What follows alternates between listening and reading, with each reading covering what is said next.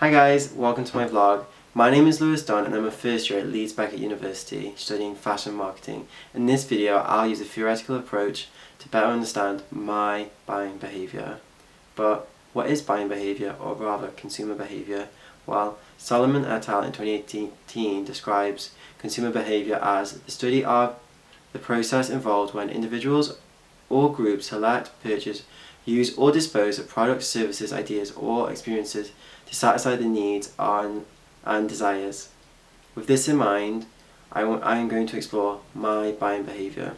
One product I bought today was a McChicken and fries from McDonald's, but why did I do that? What made me choose a McChicken sandwich and fries? I'm going to explore that. Using Gosnay and Richardson's consumer decision-making process, through his 6 steps, I will illustrate why I bought a McChicken and fries. With it, first I had to identify my problem, which was I was hungry.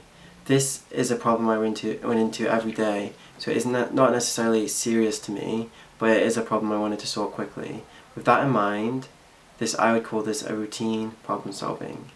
This is defined by Richardson in 2015 as a type of problem that can usually be solved relatively quickly with little expense and risk involved. For the customer, go through the DMP quickly and little marketing related support activities required. This would apply to me too. I felt little need to put in a lot of research, a lot of thought into my decision. I just wanted to get some food and be done with it. For that reason, when I went into the information search, I didn't actually search any sort of food places. I just tried to recall what I already knew were in Leeds, and for that reason McDonald's really stood out because of its massive brand and for my previous loyalty to it. For this reason, the next stage, information search, was very brief.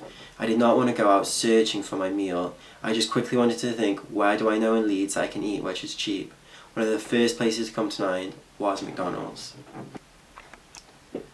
The other thing that really made McDonald's stand out is when I was thinking of all the places, when McDonald's came into my head, I felt excited, I felt good about it. This could be because of classic conditioning. Over years of positive experience with McDonald's and its positive brand, I have started to associate McDonald's with a good eating experience. Thus, when I think of it in my head and thinking of where to go to, I immediately get a good positive response and I want to go myself. However, this wasn't enough to sway me to want to go, but it was a serious thing I was considering. The evaluating alternative stage of the decision making process, it was time for me to reason what was important for me in my purchase. The 2 most important things for me was cost and taste, and McDonald's offered me both of those things at a good price. However, what really made me choose McDonald's was the fact that McDonald's was running an offer through Buzz tickets, which means you could get a McChicken and fries for $1.99, substantially cheaper than their normal price. Mintel reported this and said that this was to increase foot flow throughout the McDonald's. After finishing my McDonald's, I quickly realised it was an amazing meal.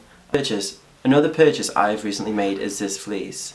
With any purchase I make, I go through the consumer decision making process. As clothes are generally quite expensive and are in my life for a long period of time, I would call them limited problem solving for me. This type of problem, this is defined by Richardson. Richardson defines this in 2015 as a type of problem that can usually be solved relatively quickly with little expense and risk involved for the customer. They go through the DMP quickly and little marketing related support activities are required. My problem with this purchase came from a dissatisfaction with my wardrobe, as I felt it no longer reflected me and who I felt like I was. This is linked to self-concept theory. I felt as if I needed to buy new clothes, because to maintain my self-concept, my clothes had to reflect who I think I am in that moment, which my clothes no longer did. When I start my information search, it heavily relies on technology and avenues to find what I want.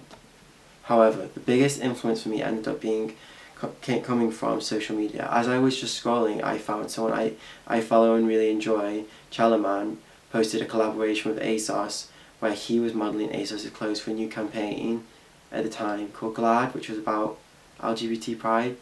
This is something I thought was really cool, and to see someone I look up to, an influencer. For this reason, I went to ASOS and found myself an item of clothing. I was massively influenced by c3549266 wearing ASOS because it made me associate ASOS to be a cool brand that I also wanted to associate myself with. This is because SCHIFFMAN is in my aspirant group and I want to aspire to be more like him. Just evaluation is, although I do enjoy the fleece, I don't know if I'll shop at ASOS much more because as a student my budget is a lot smaller. Thanks for watching guys, tune in next time.